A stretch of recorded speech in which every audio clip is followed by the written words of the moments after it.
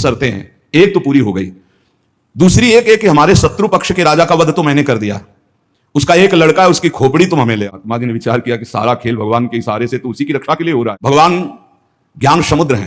बोले अवश्य उसकी खोपड़ी लाके देता हूं। अभी जो कुमार है उसको हर समय मंदिर में बैठा करके खूब कीर्तन भजन करवाती उसकी माँ, क्योंकि उसको पता था भगवान ही समस्त मंगलों का विधान करने वाले हैं।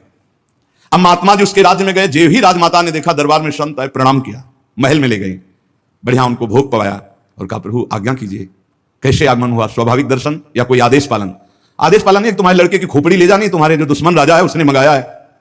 सहम गई। तो उनका महाराज मैं तो मां हूं, मैं तो काट नहीं सकती, आप साधु हो, आप काट के ले जाओ, ये लड़का मैंने आपको दिया। कहा जब दिया तो काट के ले जाने की क्या जरूरत है, पूरा ले जाएंगे हम, काट के ले जाने की जरूरत क्या है? बोले महाराज पूरा राज्यभार आगामी राजा यही है, और आज तक मैंने भगवान की आराधना की अपने पुत्र की रक्षा के लिए, संत और भगवान में मैं कभी भेद नहीं देखती, इसलिए आपकी वस्तु आपको समर्पित है, चाहे वहां मार देना, मरवा डालना या जैसी आपकी रुचि हो। इतनी बड़ी संत पर श्रद्धा।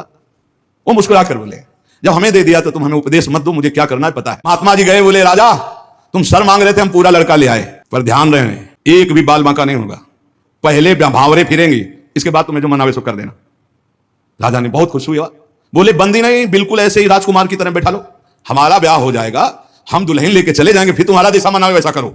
राजा राजी हो गया, सिंहासन पड़ा, राजकुमार की तरह बैठा, दुल्हन सजा, तो सब शर्त पूरी हो गई थी।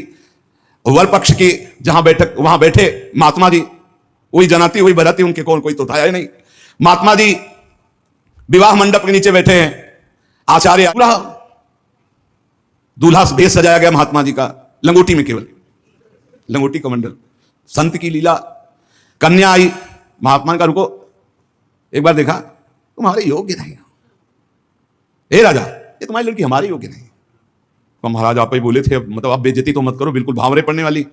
लड़के की तरफ देखा, हे यहां खड़े हो बगल में, ये योग्य है तुम्हारी लड़की की, एक चुप ब्याह कर इसके साथ। अंत अपने तपोबल से उस लड़के का ब्याह कराया, बोले सौभाग्य हो गया, जाओ।